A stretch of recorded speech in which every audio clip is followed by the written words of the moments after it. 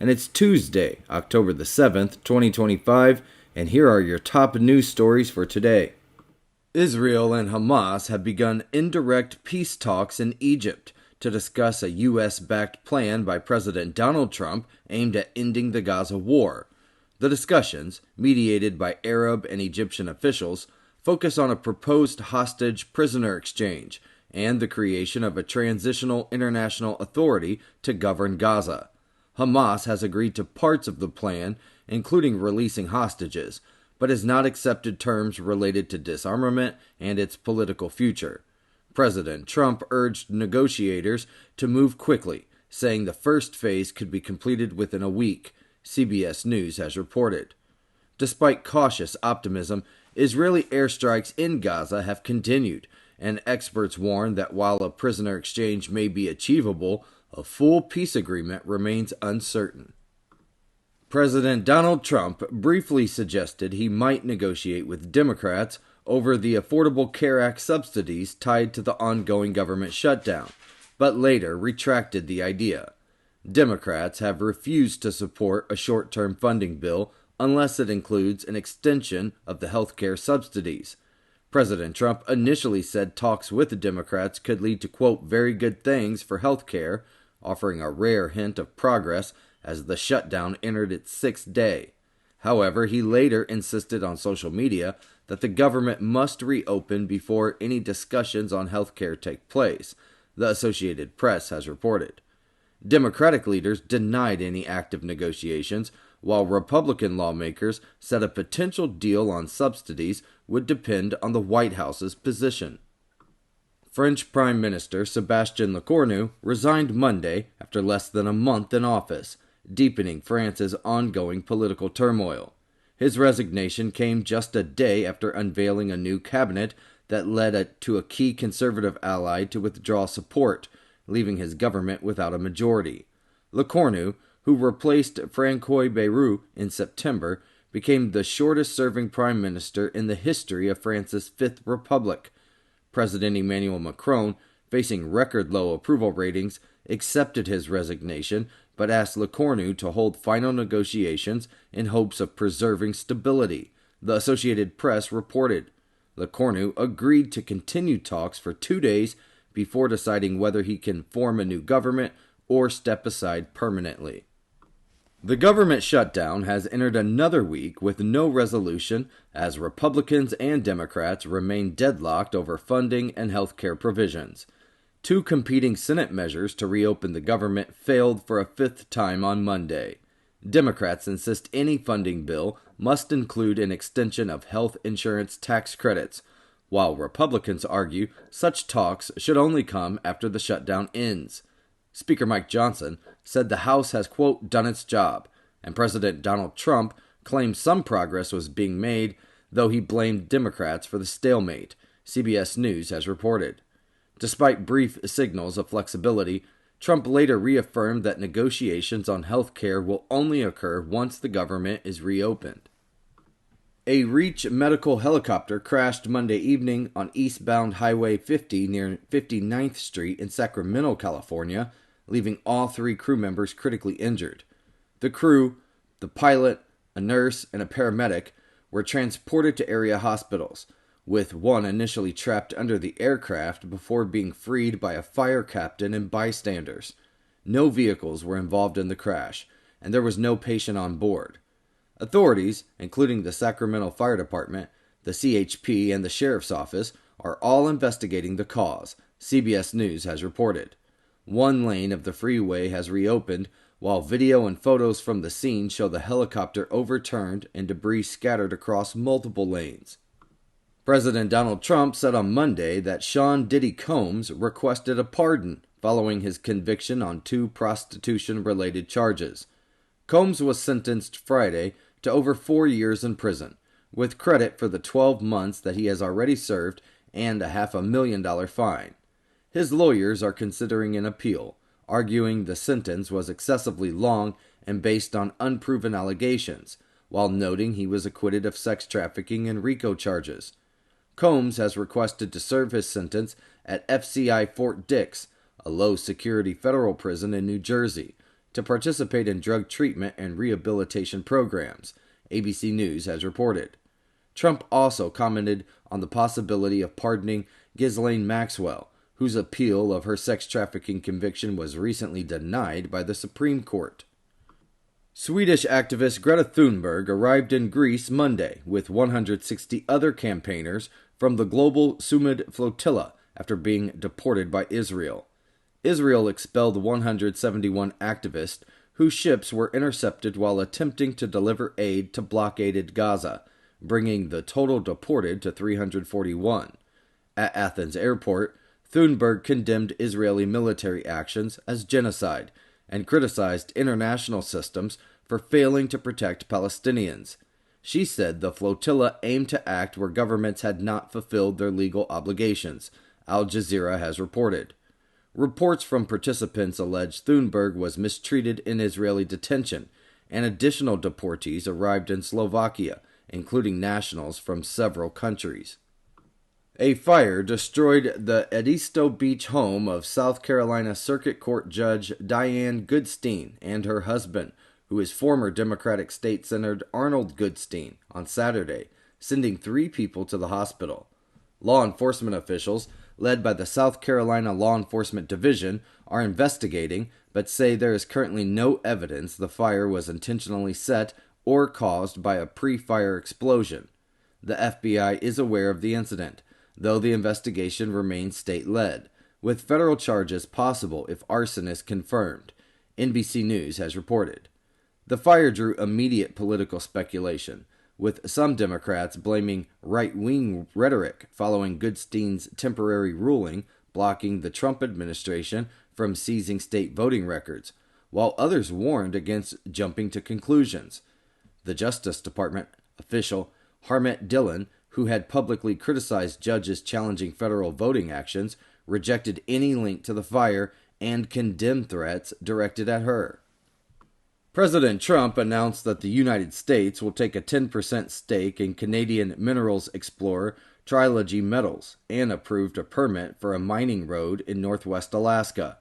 The road provides access to the Ambler Mining District, rich in copper, cobalt, and gold, critical minerals for technology and national defense, which had been blocked under President Joe Biden over environmental and tribal concerns. The U.S. investment of $35.6 million includes warrants to buy an additional 7.5% of Trilogy Metals, aiming to secure a domestic supply of critical minerals. Interior Secretary Doug Burgum said the move supports America's competitiveness in the AI and technology sectors against China, Axios has reported. Trilogy Metals CEO called the partnership a milestone for U.S. energy, technology, and national security priorities, continuing a Trump-era trend of government stakes in strategic companies. House Minority Leader Hakeem Jeffries challenged Speaker Mike Johnson to a floor debate Monday over the ongoing government shutdown, which has extended into a second week. Jeffries argued the debate would provide transparency and allow Johnson to explain the Republican, quote, my way or the highway approach, as Democratic votes are needed to end the impasse. Johnson rejected the challenge, calling it, quote, nonsense, and saying the proper time for debate was during consideration of last month's 7-week continuing resolution. This is not Jeffries' first attempt to engage Johnson in a direct debate, having made a similar request back in April over a GOP policy bill, Politico has reported. The House remains in recess this week as Republicans pressure Senate Democrats, while Jeffries plans a virtual meeting with his members but has not indicated a return to Washington. Here is a look at the live weather radar from the National Weather Service, and here is the National Weather Forecast for today. Heavy rain may trigger flash flooding today and tonight across the Ohio Valley, the Central Appalachians, and parts of New Mexico, especially in burned scars and urban areas. A slow-moving cold front will stretch from the east-central U.S. to the eastern seaboard by Tuesday, bringing widespread rain and thunderstorms from the Great Lakes through the southeast. The heaviest rainfall, around 2 to 4 inches, is expected in Kentucky, with slight risks of flash flooding in the Ohio Valley, the Central Appalachians, and New Mexico. Temperatures will be above normal ahead of the front, particularly in the northeast, while areas behind it, including parts of the north central U.S. and Texas-Oklahoma panhandles, will see cooler, near to below normal highs. The front and the associated systems will gradually move east, bringing showers to the mid-Atlantic, Carolinas, and the Pacific Northwest, while tropical moisture from Hurricane Priscilla fuels ongoing storms in the southwest. The International Criminal Court convicted Ali Mohammed Ali Abd al-Rahman, a leader of Sudan's Janjaweed militia, for atrocities committed during the Darfur genocide over 20 years ago. Abd al-Rahman was found guilty on 27 counts, including mass killings, sexual violence, and beatings carried out between 2003 and 2004 as part of a government-backed plan to suppress African ethnic groups. He remained silent as the verdict was read and faces a possible life sentence. Sentencing will be scheduled later, NPR has reported. The Darfur conflict, lasting from 2003 to 2020, killed an estimated 300,000 people and displaced 2.5 million. The Janjaweed later became the Rapid Support Forces, which continue to be accused of atrocities amid Sudan's ongoing civil war, raising fears of another humanitarian catastrophe. Czech billionaire Andrej Babiš is poised to form a new government after his ANO party won 35% of the vote in the general election, signaling a major political shift in Central Europe. Although lacking a parliamentary majority, Babiš is expected to seek coalition partners among anti-Green Deal and anti-immigration parties or form a minority government. Analysts say his leadership could strengthen ties with Hungary's Viktor Orban or Slovakia's Robert Fico, but stress that Babiš is likely to remain pragmatic toward the EU and supportive of Ukraine. Political experts agree that Babiš, despite his populist rhetoric and alignment with Trump-style nationalism, is not anti-EU or far-right and intends to maintain Czech membership in the EU and in NATO, Eurozone has reported. President Petr Pavel has said that he will not approve any ministers who question those commitments. President Donald Trump praised Japan's selection of Sanae Takaichi as its first female prime minister, calling the development, quote, incredible for the people of Japan.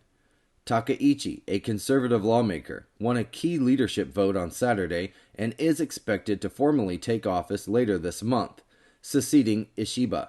In a Truth Social post, Trump described her as, quote, highly respected person of great wisdom and strength. The milestone marks the first time a woman will lead Japan in its history, The Hill has reported. Trump, who often cites his strong ties with Japan and former Prime Minister Shinzo Abe, is scheduled to visit the country later this month for the Asia-Pacific Economic Cooperation Summit. European Commission President Ursula von der Leyen warned lawmakers Monday not to be swayed by Russian President Vladimir Putin's efforts to divide Europe, urging unity ahead of two non-confidence votes against her this week. Far-left and far-right parties in the European Parliament have filed censure motions accusing her of mishandling trade, Gaza policy, and migration, but the measures are expected to fail since centrist pro-EU parties hold a majority. Von der Leyen cautioned that Putin's allies in Europe are, quote, actively inciting divisions to weaken the bloc. She emphasized the need to focus on delivering results for Europe's 450 million citizens, the Associated Press has reported. The votes come as von der Leyen faces criticism for aligning with conservatives and the hard right, even as she remains a dominant figure in EU leadership. A Canadian CP-140 Aurora patrol aircraft operating over the East China Sea is conducting surveillance under Operation Neon, a multinational mission enforcing UN sanctions against North Korea. Flying from Japan's Kadena Air Base, the crew documented vessels suspected of illicit trade supporting Pyongyang's weapons programs and shared intelligence with the United Nations. And during a recent mission that was observed by CBS News, a Chinese fighter jet repeatedly intercepted the Canadian aircraft, at times coming within 200 feet. Canadian officials said the encounters, though tense, remained, quote, professional and safe. The operation highlights growing regional tensions as China and Russia continue to support North Korea economically, while international efforts to pressure Pyongyang over its nuclear ambitions appear increasingly ineffective. Venezuela announced Monday that extremist groups are allegedly planning to attack the closed U.S. embassy in Caracas with explosives amid rising tensions over U.S. military activity in the Caribbean.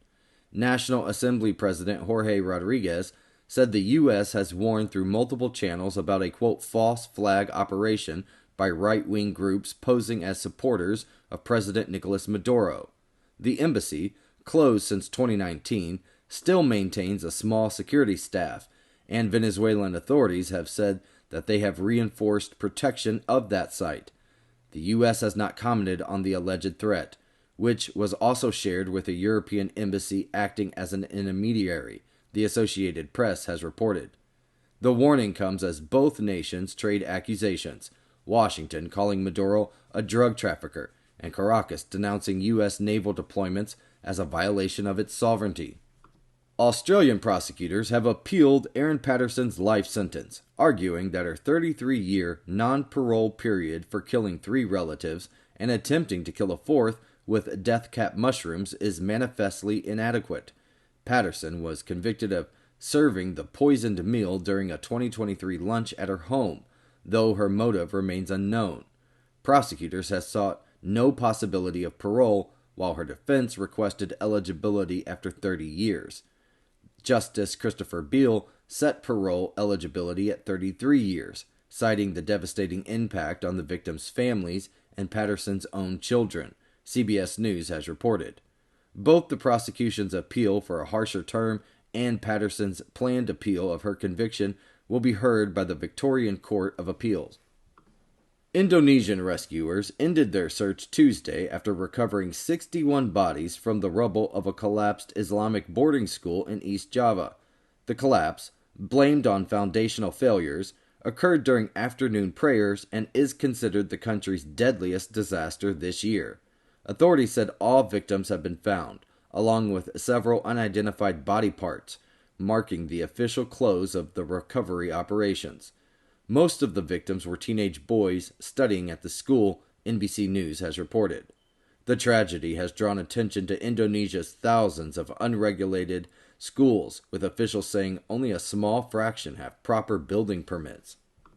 A lawyer attempted to throw what appeared to be a shoe at India's Chief Justice in the Supreme Court on Monday, reportedly over remarks that he made about a Hindu god, Vishnu. The judge had recently joked that a petitioner seeking to replace a damaged statue should, quote, ask the deity himself, a comment that some considered disrespectful. Security intervened before the object, believed to be either a shoe or a paper roll, was thrown, and the judge calmly ordered proceedings to continue. The attacker shouted a slogan defending Hinduism as he was escorted out, NBC News has reported. The Supreme Court Advocates on Record Association condemned the act as a violation of legal decorum, while India's Solicitor General blamed misinformation on social media for provoking the incident. Hurricane Priscilla battered western Mexico on Monday with heavy rain, strong winds, and dangerous surf as it moved near the coast and the Baja California peninsula. The storm, with sustained winds of 85 miles per hour, was located about 205 miles west-southwest of Cabo Corrientes, prompting tropical storm watches in parts of Baja California Sur. Authorities canceled classes and opened shelters as a precaution, and forecasters warned of up to 4 inches of rain and possible flash flooding in Michoacan and Colima through Wednesday, NBC News has reported. Meanwhile, nearby tropical storm Octave was weakening far offshore and posed no threat to land. Today is October the 7th, 2025, and on this day in history in the year 1571, the Battle of Lepanto took place, where a Holy League fleet defeated the Ottoman Navy. In the year 1763, King George III issued the Royal Proclamation restricting colonial expansion westward, and in the year 2001, the U.S. launched military operations in Afghanistan following the September 11th attacks. October the 7th is also the official World Cotton Day. Alright, it's 20 past the hour, and we're going to do a quick market update. The NASDAQ is down 0.69%, gold is up 0.9%, oil is down 0.42%, Bitcoin is down 2.50%, the Dow Jones is down 0.20%, and the S&P 500 is down 0.35%. And hey, real quick, don't forget to like and subscribe to the channel so you can stay up to date on all of our news stories. And now here is the top national news stories for today.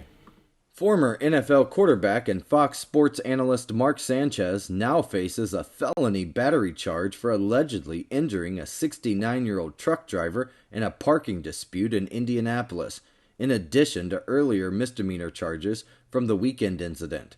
Authorities say Sanchez, reportedly smelling of alcohol, confronted the driver after a minor parking incident, leading to a fight in which Sanchez was pepper sprayed and stabbed, while the truck driver sustained facial injuries. Prosecutors cited the severity of the truck driver's injuries in upgrading the charge, which carries a potential 1 to 6 year prison sentence, and noted further charges may follow. The truck driver has also filed a lawsuit against Sanchez and Fox Corp, claiming permanent injuries and alleging the network failed to supervise Sanchez properly, ESPN has reported. Sanchez remains hospitalized in stable condition, with his court hearing on the original charges rescheduled for November the 4th. Major U.S. airports experienced flight delays Monday night due to staffing shortages, following reports from Transportation Secretary Sean Duffy of more air traffic controllers calling in sick amid the government shutdown. The disruptions affected key hubs, including Los Angeles area airports, Newark, and Denver, raising fears of a repeat of the severe travel strains seen during the 2019 shutdown. California Governor Gavin Newsom criticized the shutdown for the delays, while Duffy blamed Democrats, highlighting partisan tensions over the standoff. Air traffic controllers and TSA agents are essential workers, with over 13,000 controllers expected to work without pay, potentially worsening staffing issues, Axios has reported. Duffy reassured travelers that airspace safety remains a priority, though delays may continue due to the strain on personnel. President Trump on Monday suggested that he might invoke the Insurrection Act if courts continue blocking his deployment of the National Guard to U.S. cities. The 1807 law allows the federal government to send troops to quell domestic unrest without state approval. A federal judge in Oregon temporarily blocked his planned deployment of California troops to Portland, and Illinois filed a similar lawsuit after he announced sending 300 guardsmen to Chicago. Trump said the act could be used if people were being killed and legal or local authorities obstructed action, granting the Guard full law enforcement powers, Axios has reported. The last formal use of the law was by George H.W. Bush during the 1992 Los Angeles riots, with California's consent.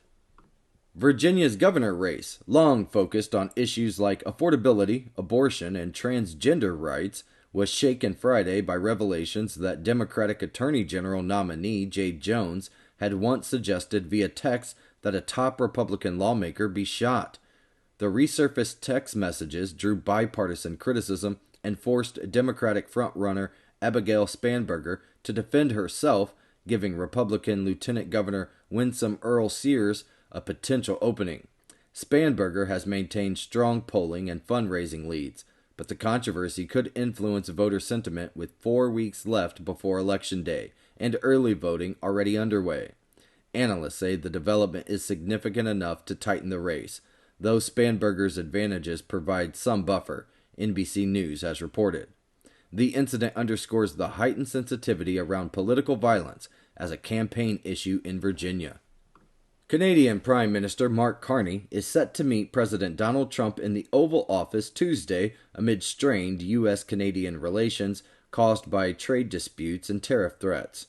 The visit comes ahead of the 2026 review of the U.S.-Mexico-Canada Agreement, which is vital to Canada as more than 77% of its exports go to the United States. While Canada hopes to ease sector-specific tariffs, such as the 50% duties on steel and aluminum, expectations for major concessions are low. The tensions have fueled Canadian public frustration, with businesses and citizens altering travel and investment plans in response to Trump's trade policies, the Associated Press has reported. Despite the friction, Canada and the U.S. remain deeply interconnected, with extensive trade, energy, defense, and cultural ties, making any resolution critical for both economies. Utah lawmakers on Monday approved new congressional district lines aimed at preserving the state's all-Republican delegation after a court-ordered redistricting ahead of next year's midterms. The proposed map splits Democratic-leaning Salt Lake County into 2 districts instead of 4, making them somewhat more competitive while keeping other districts solidly GOP. Republicans defended the map as compliant with a 2018 voter-approved measure prohibiting gerrymandering and requiring compact, community-focused districts, though critics argue it reflects partisan bias. The map still requires Governor Spencer Cox's signature and court approval by November the 10th, NBC News has reported. Utah's redistricting is part of a broader nationwide battle, with states like Texas, California, Missouri, and Ohio also pursuing mid-decade map changes to influence party advantage ahead of 2026. U.S. Attorney General Pam Bondi will face the Senate Judiciary Committee on Tuesday amid heightened scrutiny of President Trump's interventions in the justice system and law enforcement actions. Lawmakers are expected to question her on high-profile moves, including the indictment of former FBI Director James Comey, which came after the dismissal of a top federal prosecutor. Bondi defended the charges on social media, framing them as accountability for abuse of power. She may also be questioned on the Trump administration's drug enforcement strikes near Venezuela and the handling of documents linked to Jeffrey Epstein, The Guardian has reported. Bondi's testimony coincides with Trump's controversial National Guard deployments to Chicago and Portland, which have sparked lawsuits and state-level pushback. The FBI analyzed the cell phone tolling data of 9 Republican lawmakers as part of its 2023 probe into the January 6 Capitol riot, GOP senators revealed on Monday. The data, collected under the Arctic Frost investigation, focused on call metadata, who was called, along with time, date, and duration, but did not include call content. Lawmakers identified include Senator Ron Johnson, Lindsey Graham, Bill Hagerty, Josh Hawley, Dan Sullivan, Tommy Tuberville, Cynthia Lumens, Marsha Blackburns, and Representative Mike Kelly, NBC News has reported. Senate Judiciary Committee Chair Chuck Grassley criticized the collection as a violation of privacy and warned of potential consequences, while FBI Director Kash Patel vowed the Bureau would no longer be, quote, weaponized against the American people. The revelation has drawn bipartisan attention, with Senate Majority Leader John Thune expressing, quote, grave concerns and supporting further investigation into the matter. Federal immigration authorities announced Monday that ICE and CBP agents have arrested dozens of violent offenders in Chicago as part of Operation Midway Blitz, a DHS-led crackdown on criminal non-citizens across Illinois. The arrest, officials said, targeted gang members, child abusers, and drug traffickers amid ongoing unrest and protest in the city. Among those taken into custody were alleged Tren de Agua gang members and a repeat offender, along with others convicted of larceny, assault, and drug crimes. Homeland Security Secretary Kristi Noem praised agents for continuing operations despite violent resistance and what she called, quote, domestic terrorist attacks on federal vehicles, Fox News has reported. The operation, launched in early September, has resulted in over 1,000 arrests statewide, though recent incidents involving deadly use of force by agents have sparked renewed protest and scrutiny of DHS tactics. A June tornado in eastern North Dakota has been upgraded to a rare EF5, marking the first U.S. tornado of that strength in more than a decade, the National Weather Service confirmed on Monday. The tornado, which struck near Enderlin and traveled about 12 miles before ending near Alice, killed 3 people and caused extreme damage, including tossing an empty train car nearly 500 feet and destroying a farmstead. EF5 tornadoes with winds exceeding 201 miles per hour are exceptionally rare, with only 60 recorded since 1950. The upgrade from an initial EF3 followed a detailed investigation of the tornado's destruction, highlighting the role of damage-based assessment in the enhanced Fujita scale, CNN has reported. Experts note the EF5 drought may reflect changes in the rating system rather than a lack of powerful storms, but the designation now resets the EF5 count. Okay, everyone, it's 30 past the hour, and that is our show for today. I hope all of you have enjoyed it. I will see all of you tomorrow at 12 noon Eastern Standard Time for another episode of The News with BC, and until then, I hope you have a wonderful rest of your day.